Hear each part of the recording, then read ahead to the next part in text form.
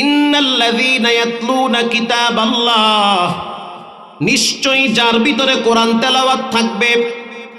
বর্তমান বাইতুল্লাহ শরীফের যিনি প্রভাবশালী ইমাম, যার নাম হলো শেখ আব্দুর রহমান সুদাইস। আমি প্রায় রমজানে ওমরায় যাই, গত রমজানে ওমরায় ছিলাম প্রায় 22 দিনের মতো। তো সেখানে সাংবাদিকরা তাকে প্রশ্ন করেছে, আপনি তো বাইতুল্লাহর ইমাম, শুধু তাই না বর্তমান বাইতুল্লাহর মোতাওয়াল্লি, আবার মদিনা মসজিদের মোতাওয়াল্লি, এত সম্মান আপনি কেমনে পাইলেন? গোটা পৃথিবীর মানুষ বাইতুল্লাহর দিকে ফিরে নামাজ আদায় করে, আর আপনার তেলাওয়াতের ঝংকারে কি যে আল্লাহ মধু লাগায় দিছে, আপনার তেলাওয়াত শুনে মানুষ নামাজে দাঁড়ায় দাঁড়ায় কান্দে। আল্লাহু আকবার।